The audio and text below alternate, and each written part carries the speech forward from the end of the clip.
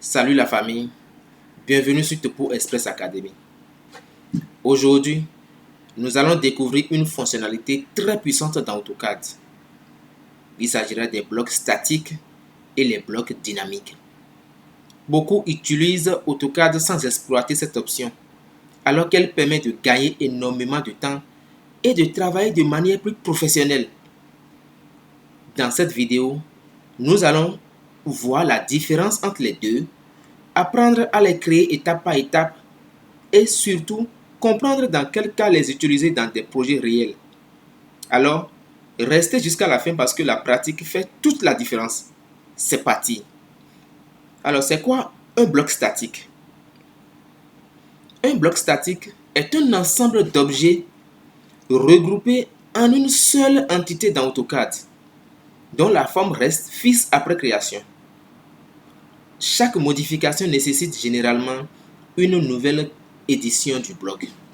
Ça veut dire quoi? Vous voyez l'élément porte que nous voyons ou bien que nous avons dans notre espace objet. Cet élément est constitué de différents éléments. Nous avons l'élément d'arc de la porte, genre l'arc d'ouverture de la porte elle-même, ainsi que des murs d'extension. Tous ces éléments sont regroupés ensemble pour créer un bloc que nous allons appeler bloc statique. Maintenant, ce bloc ne veut pas nous permettre d'apporter une modification à cette porte. Je sélectionne ce bloc statique que vous voyez déjà. C'est déjà un bloc statique. Parce que quand je sélectionne n'importe où sur cet objet, c'est que c'est l'ensemble qui est sélectionné, qui est pris en compte. Alors, vous allez constater que AutoCAD m'a permis d'avoir une poignée qui va me permettre de déplacer cet objet n'importe où je veux. Je peux le déplacer et l'envoyer n'importe où je veux, comme si j'ai utilisé la commande de modification déplacer. Vous voyez? Voilà. Par contre, ce bloc statique ne va pas me permettre d'agrandir ou de réduire la taille de la porte. Donc, voilà ce qu'est un bloc statique. Maintenant, le bloc dynamique, c'est quoi? Le bloc dynamique est un bloc intelligent qui peut être modifié sans recréer un nouveau bloc. Il permet d'ajouter des paramètres comme l'étirement, la rotation, la visibilité ou le changement de dimension si vous voulez. Qu'est-ce que je veux dire par là? Si, par exemple, je prends cet élément qui est déjà un bloc intelligent que nous appelons un bloc dynamique, vous allez constater que AutoCAD nous a permis d'avoir d'autres poignées par laquelle nous pouvons agrandir ou réduire la taille de la porte, même tourner la porte. Par exemple, quand je prends ce triangle directionné vers la droite, vous allez constater que je peux déjà agrandir la hauteur de ma porte. Et je peux toutefois réduire encore sa hauteur. Vous voyez, je peux encore réduire la hauteur de la taille par cette poignée que AutoCAD nous a permis d'avoir. Alors, vous voyez la différence entre le bloc statique et le bloc dynamique. Le bloc dynamique est un bloc intelligent qui va nous permettre d'apporter des modifications à cet élément. On peut même tourner la porte dans le sens que nous voulons, comme ceci par exemple. Vous voyez ceci? Je zoome très bien. Vous voyez que je peux tourner la porte dans n'importe quel sens. Vous voyez? Je peux tourner la porte dans n'importe quel sens. Donc c'est ça que nous appelons bloc dynamique. Maintenant, comment les créer? C'est ça que nous allons voir. Nous allons d'abord voir comment créer le bloc statique. Et pour ce faire, je vais ouvrir une nouvelle fenêtre et nous allons essayer de créer l'élément porte à nouveau. Je prends un rectangle, je spécifie le point de base et je mets son épaisseur, l'épaisseur de la porte 4 cm par exemple.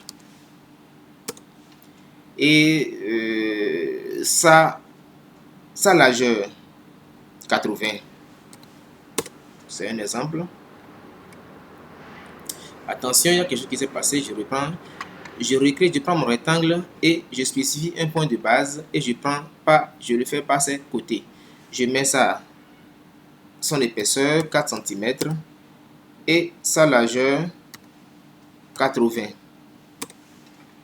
Voilà, et je positionne ma porte. Donc ça c'est pas bon, je le supprime. Donc voilà l'élément porte, l'élément qui représente notre porte. Maintenant je vais essayer de créer le mur en extension. Je prends toujours rectangle et je prends sa longueur 0.50 et son épaisseur 0.15. Entrée.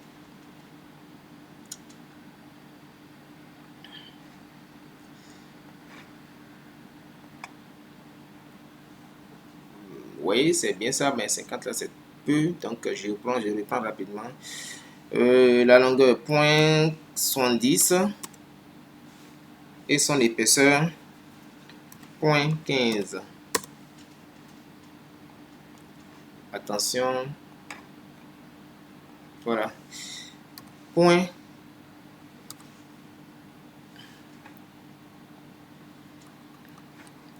Il y a quelque chose qui m'échappe rapidement. Alors, par ces côtés, 0.70 et 0.15. Entrée, voilà. Donc, j'ai cet élément qui représente le mur en extension.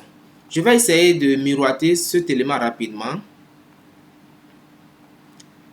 Je garde ça et je vais déplacer ça. Je vais activer mon auto et puis je déplace ça dans ce sens de 0,80 qui représente la largeur de ma porte. J'ai ça. Alors je prends un arc départ, centre et fin. Arc départ, centre et fin. Voilà. Donc voilà, j'ai mon élément porte qui est bel et bien créé.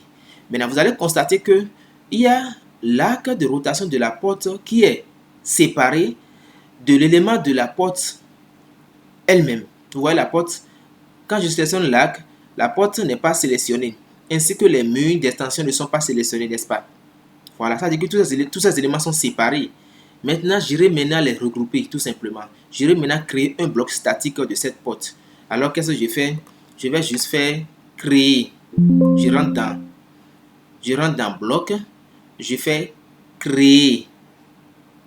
Il y a la fenêtre de définition de bloc qui a fait son apparition. Et je vais maintenant essayer de créer, bien de donner le nom de mon bloc. Actuellement, dans notre cas d'espèce, c'est une porte. Ça peut être une fenêtre, un arbre, une chaise. Donc, j'écris ma porte, j'écris le nom de mon bloc porte. Et je spécifie, je choisis un point de base. Ce point sera tout simplement le point d'insertion par lequel AutoCAD va nous permettre de déplacer l'objet que nous allons appeler, ou bien AutoCAD appelle une poignée. Donc, vous voyez que quand j'ai sélectionné le point de base, AutoCAD a reconnu automatiquement les coordonnées de ce point. Et vous savez sans doute qu'actuellement, nous sommes en 2D. Donc, on n'a pas besoin du Z. Vous voyez. Maintenant, je viens ici. Il me demande de choisir les objets qui seront reliés à ce point. Vous voyez que j'avais choisi ce point comme point d'insertion de mon objet. Maintenant, il me demande tous les objets qui seront reliés à ce point. Je vais maintenant les sélectionner. C'est tous ces points-là, tous ces éléments que je vais relier à ce point-là et je fais entrer. Donc, vous allez voir ici déjà que ce sont des éléments qui s'affichent ici déjà en aperçu. Et je fais OK. Alors, paf, mon bloc statique est bel et bien créé. Vous voyez que déjà AutoCAD m'affiche le point d'insertion, le point de base. Et c'est par ce point maintenant que je peux déplacer mon objet n'importe où. Attention, j'ai mon l'auto qui est activé. Alors, je désactive. Vous voyez qu'avec ce point maintenant, je peux déplacer la porte n'importe où je veux. Vous voyez? Mais je n'ai pas la possibilité d'agrandir la taille ou bien la hauteur de la porte ou bien de réduire ça. Je ne peux pas.